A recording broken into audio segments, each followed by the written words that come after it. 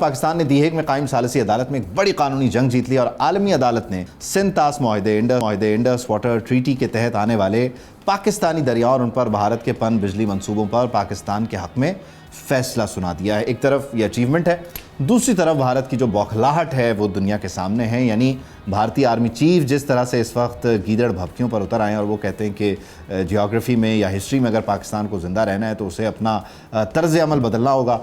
تو آپ جانتے ہیں کہ جب آپ نے اس طرح کی کوئی بات کی ہے تو ہم نے آپ کے ساتھ کیا ہے، بلکہ نہ صرف بات، آپ نے جب کوئی فالس فلیگ آپریشن کر کے گراؤنڈ بنایا تو اس پر ہم نے آپ کو جواب کیا دیا، اور یہی ہمارا اس بار بھی جواب ہے کہ آپ اس طرف آنکھ ڈال کے دیکھیے، آپ کو لگ پتہ جائے گا کہ آپ کے ساتھ ایگزیکٹلی ہوتا کیا ہے۔ احتشام الحق صاحب میرے ساتھ موجود ہیں، ذرا کوئکلی ہم اس سارے معاملے کو ڈسکس کرتے ہیں۔ احتشام صاحب، بنیادی طور پہ یہ سندھ طاس معاہدے پہ جو پاکستان کا موقف ہے، دنیا اسے مسلسل انڈورس کرتی چلی آ رہی ہے اور بھارت کو اس فرنٹ میں مسلسل ناکامی کا شکست کا ہی سامنا ہے، تو یہ ایک بڑا جو ہے وہ آپ کہہ لیجئے کہ بڑی فتح ہے، سفارتی فتح ہے، عدالتی فتح ہے، قانونی جنگ جیت گئے ہم پاکستان۔ جی Ubaid, permanent court of arbitration جو ہیگ میں ہے ہالینڈ میں، اس کا یہ بڑا فیصلہ ہے۔ اگرچہ 10 سال لگے، 2016 میں پاکستان گیا تھا کہ یہ مغربی دریا جو ہمارے ہیں، جہلم، چناب اور انڈس، اس کے اوپر آپ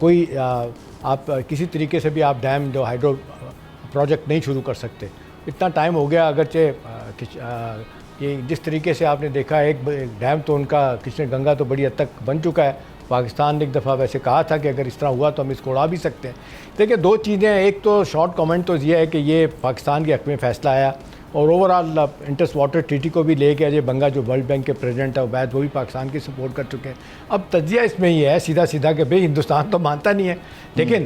وہ انٹرنیشنل کورٹ آف آربیٹریشن کہتی ہے کہ جی ہمارے پاس تو کوئی میکنزم ایسا نہیں ہے انفورسمنٹ کا، نہ ہمارے پاس پولیس فورس ہے، ہم کیا کر سکتے ہیں۔ اس کا ایک ہی طریقہ ہے کہ یونائٹڈ نیشن کی سیکورٹی کونسل میں آپ چلے جائیں، وہاں پہ انفورسمنٹ کے طریقہ کار ہیں۔ تو اب کیونکہ پاکستان کا اخلاقی طور پہ، سیاسی طور پہ بہت مضبوط آپ کا کہنا چاہیے آرگومنٹ ہمارا ہو گیا، تو میرا خیال ہے آگے چل کے ہمیں کامیابی ہو سکتی ہے۔ اب یہ جو بیان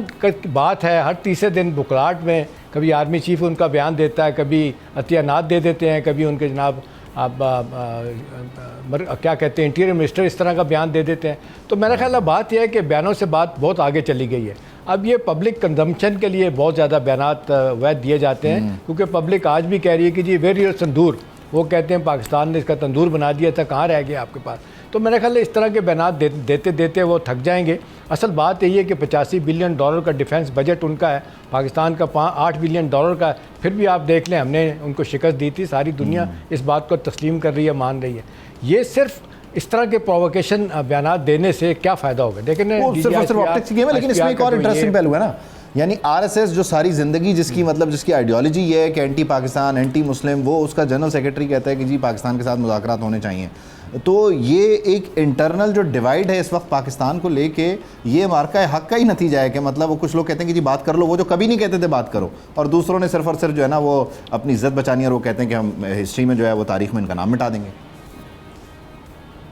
دیکھیں عبید، مارکہ حق کے بعد تو ایک اچھی بات ہوئی ہے کہ تھوڑے سے جو انڈیپینڈنٹ لوگ ہیں ان کے آپ دیکھ لیں، پڑھے لکھے لوگ ہیں، چاہے وہ ریٹائرڈ جرنیل ہیں یا سفارتکار ہیں یا میڈیا سے کچھ لوگ ہیں، وہ تو کہہ رہے ہیں کہ جی it's time to engage with Pakistan. انہوں نے دیکھ لیا کہ جی پاکستان کو نہ شکست دے سکتے ہیں، اور بار بار کہتے ہیں کہ جی ہمارے ساتھ تو وہ پاکستان کے ساتھ تو چائنا کھڑا ہوا ہے، بھئی آپ کے ساتھ تو امریکہ کھڑا ہوا ہے، آپ کے ساتھ اسٹریٹجک معاہدہ ہے، ڈیفینس معاہدہ ہے، کیا کچھ نہیں ہے آپ کے ساتھ۔ اب بات یہ ہے کہ ہارنے کے بعد تو آپ اس طرح کی باتیں کریں گے، آپ کی کوئی بات نہیں مانے گا۔ اب سوال یہی ہے کہ ایک مدت ہوگی، ہم دیکھ رہے ہیں کہ 2002 آنورڈ جب آپ نے دیکھا آئی بال ٹو آئی بال، مشرف کے زمانے میں آپ 10 مہینے فوجیں ایک دوسرے کے سامنے کھڑی رہی تھی، بڑی مشکل سے واپس آئی تھی، پھر آپ نے دیکھا ایک پروسیس شروع ہو گیا تھا، 2 دفعہ یہ پروسیس شروع ہوا۔ آپ نے دیکھا پہلے کمپوزٹ ڈائلاگ کے 8 اپنے سیشن ہوئے، پھر سیکٹری لیول پہ، فورن سیکٹری لیول پہ ڈائلاگ ہوتے رہے۔ ابھی آپ نے آ کے کہا دیا کہ جی ہم بات ہی نہیں کریں گے، 1 پوائنٹ ایجنڈا ہے، وہ بھی دہشت گردی کا۔ تو میرا خیال ہے دنیا نے اس بات کو ریجیکٹ کر دیا ہے،